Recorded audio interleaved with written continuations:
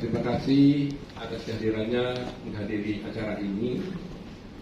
Acara ini kita buat adalah sebagai konferensi pers.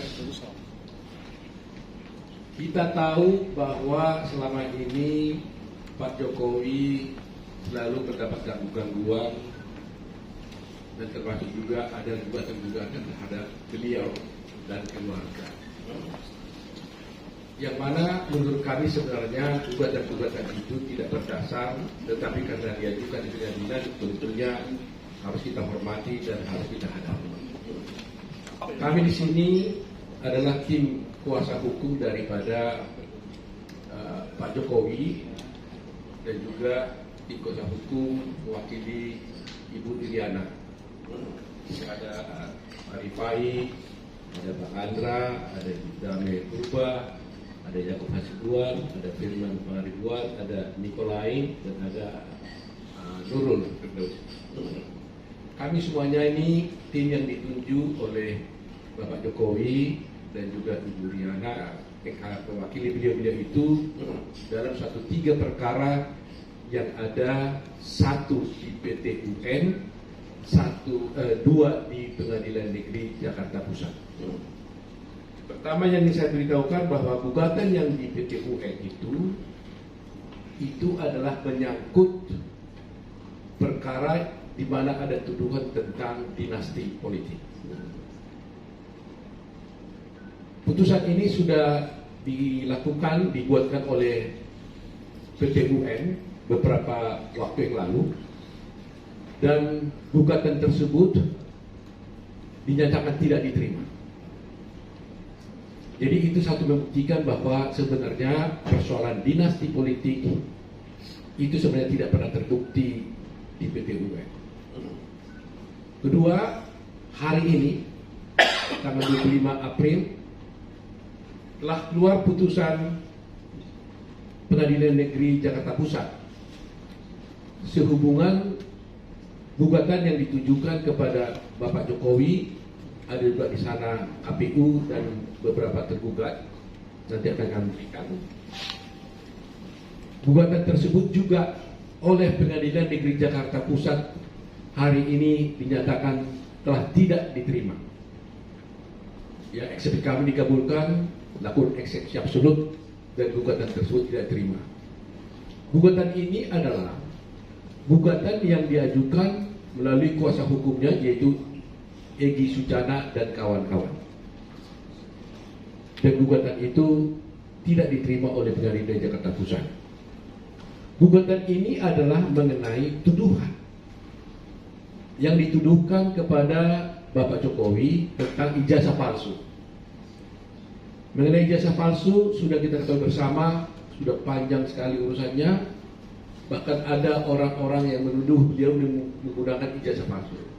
Hal itu adalah tidak benar. Dan akhirnya Pengadilan Jakarta Pusat telah juga menyatakan tidak menerima gugatan yang diajukan oleh beberapa orang yang diwakili oleh Egy Sujana, dan gugatannya itu dinyatakan tidak dapat diterima. Nah, terus terang aja mengenai ini kami perlu jelaskan. Hal ini memang tidak boleh kita biarkan sebagai negara hukum. Coba bayangkan, Pak Jokowi ditetapkan sebagai presiden. Tiba-tiba ada orang lain yang tidak ada hubungan hukum dengan Pak Jokowi menuduh Pak Jokowi menggunakan ijazah palsu. Tidak ada persoalan. Jadi coba bayangkan seakan-akan Anda, para wartawan, ditunjuk nanti menjadi wali kota, ya, terpilih jadi wali kota. Tiba-tiba ada orang lain mengatakan, oh Pak Wali Kota itu menggunakan ijazah palsu. Padahal tidak ada urusannya. Nah, kemudian dari Pak Jokowi mengatakan itu tidak benar, tuduhanmu itu. Lantas dari pihak Egy Sujana mengatakan kalau tidak benar buktikan dong, katanya. Loh, kok kami yang membuktikan? Kalau Anda menuduh Pak Jokowi memiliki ijazah palsu, buktikan dong bahwa ijazah Pak Jokowi itu palsu. Kok Pak Jokowi disuruh buktikan ijazahnya palsu? atau tidak palsu. Jadi kalau setiap orang ini dibiarkan seperti ini, bayangkan semua nanti pejabat-pejabat di negeri ini, menteri, dia akan dituduh ijazah Pak Menteri itu adalah palsu. Lantas kalau menteri membantah, oh tidak benar itu palsu. Lantas orang itu bilang, Pak Menteri harus buktikan. Lu kan nggak benar dong atas pembuktian seperti itu. Ini salah mahalnya, seperti kemarin juga kami sampaikan di Mahkamah Konstitusi. Prinsip hukum itu adalah actore incumbit probatio. Itu selalu saya katakan ini untuk menjadi pemahaman bagi masyarakat hukum.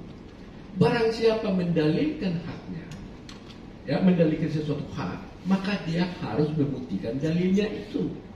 Kalau Anda menuduh Pak Jokowi adalah menggunakan surat ijazah palsu, buktikan Pak Jokowi itu menggunakan ijazah palsu.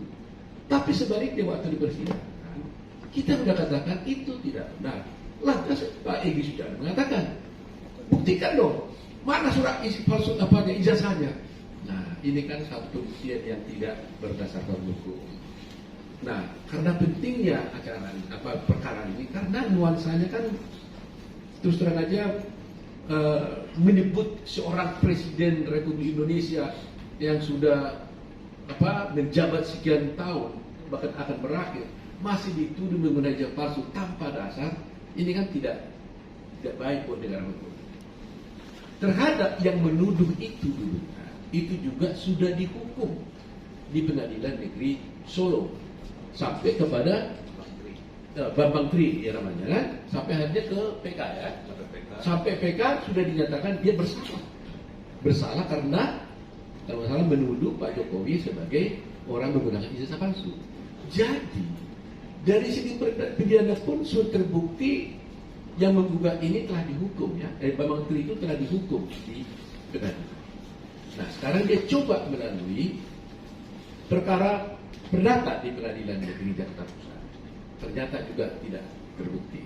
Jadi inilah mungkin yang, nah ada satu lagi perkara yang belum diputus, juga itu gangguan terhadap Pak Jokowi menurut kami, karena gugatan itu diajukan terhadap Pak Jokowi sehubungan dengan penetapan Gibran sebagai calon presiden.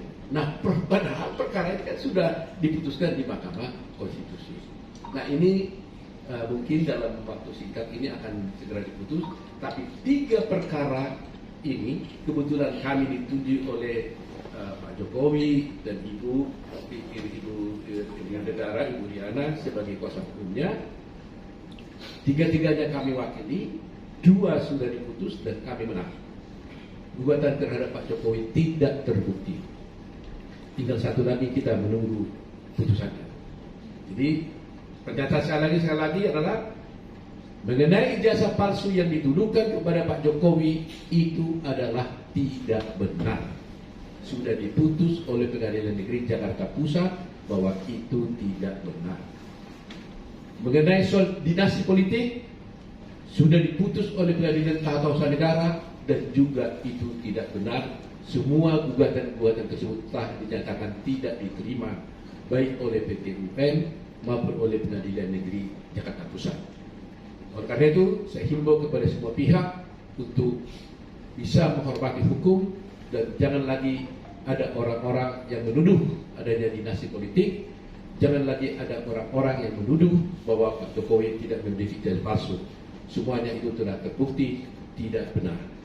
Itu keterangan kami. Mungkin ada Mbak Niko menambahkan apa yang disampaikan oleh Prof. Otto, bahwa tuduhan ijazah palsu itu sudah mempunyai kekuatan hukum tetap ketika Bambang Tri dijatuhi vonis di Pengadilan Negeri Solo, kemudian banding, waktu itu vonis 6 tahun, kemudian banding, kemudian kasasi dan PK menguatkan putusan Pengadilan Negeri Solo dengan vonis 4 tahun, dari 6 tahun menjadi 4 tahun untuk Bambang Tri. Nah inilah Bambang Tri menggunakan Egy Sujana dan kawan-kawan kembali mengajukan apa yang tadi Prof. Otto sampaikan di Pengadilan Negeri Jakarta Pusat. Ternyata kemarin juga sudah tidak diterima. Jadi gugatan tersebut tidak diterima. Nah untuk itu saya minta kepada pihak-pihak yang selalu menarasikan tentang ijazah palsu, tentang nepotisme dan sebagainya dari Pak Jokowi, saya minta segera dihentikan karena mempunyai dampak dan akibat hukum apabila masih terus dilakukan itu. Dan semua warga negara sama kedudukannya di depan hukum, sehingga saya minta siapapun pihak-pihak yang berusaha kembali untuk menyampaikan hal-hal yang fitnah, hal-hal yang tidak benar terhadap Pak Jokowi, mohon untuk segera dihentikan karena dampak hukum dan akibat hukum yang ada bagi pihak-pihak tersebut. Saya kira itu, dan saya minta masyarakat lebih peka, lebih jernih, dan lebih waspada lagi terhadap berita-berita provokatif, berita-berita yang fitnah terhadap Pak Jokowi dan keluarganya. Saya kira itu dari saya kembalikan pada Prof. Otto. Baik, terima kasih teman-teman semuanya. Nah, sebagai tambahan mungkin agar teman-teman bisa mengetahui bahwa gugatan yang di PT UN itu diajukan oleh melalui tim pembela demokrasi Indonesia (TPDI). Ya, itu bentuknya yang di Tutun, dan itu kita menang. Sedangkan yang Jakarta Pusat itu adalah Egy Sujana dan kawan-kawan. Ya. Ada pertanyaan dari teman-teman semuanya?